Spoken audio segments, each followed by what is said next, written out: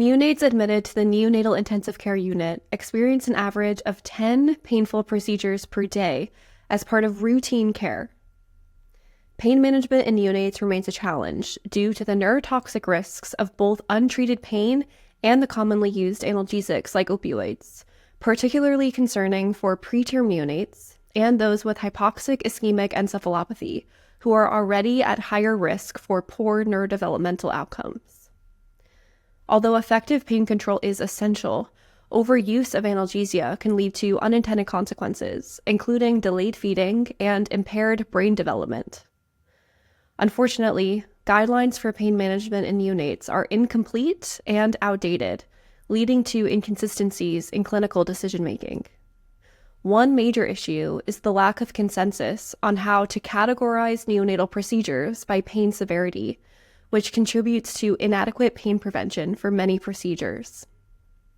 In this video, I'll outline a framework for the preemptive management of pain associated with PICC-line insertion. PICC-line insertion is a moderately painful and invasive procedure. Not only does placement involve a needle stick and catheter threading, but other elements such as hyperextending the extremity and distended blood vessels can be distressing and painful. In order to adequately prevent pain associated with this procedure, systemic and local pharmacologic agents should be used concurrently, given about 45 minutes before line insertion. For systemic analgesia, I recommend either fentanyl or dexmedetomidine.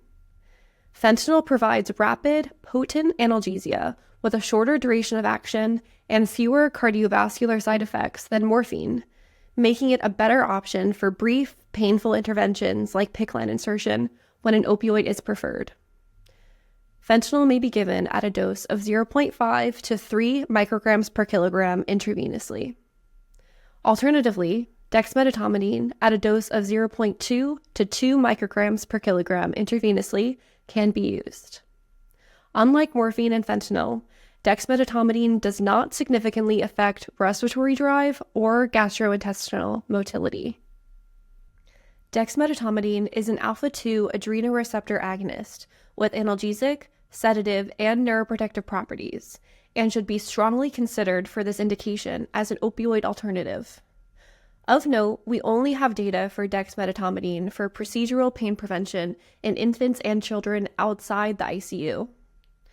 These data show dexmedetomidine has similar sedation and anxiolysis with less postoperative agitation compared to midazolam and more sedation versus diazepam.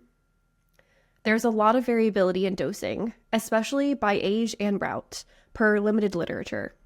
I recommend 1 microgram per kilogram intravenously for procedural pain management, 45 minutes before PICC-line insertion.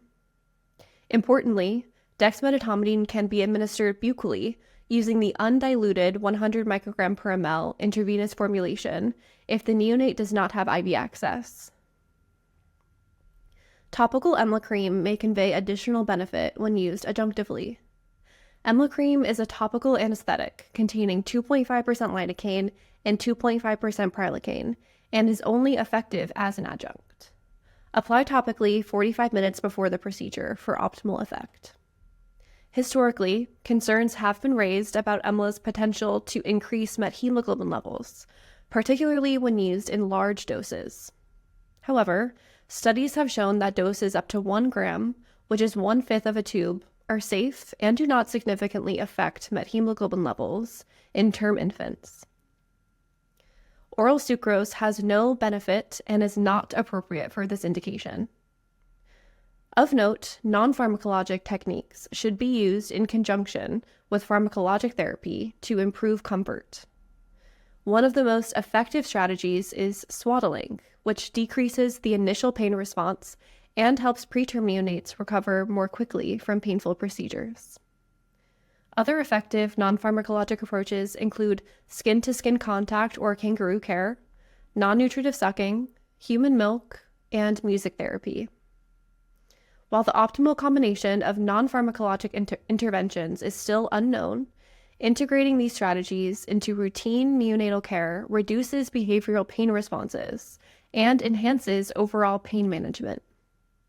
By incorporating these evidence-based pain management strategies, you can minimize stress and discomfort in neonates during PICC-line insertion. Thanks for watching. All my references can be found in the video description. Please let me know in the comments what topic you'd like me to cover next.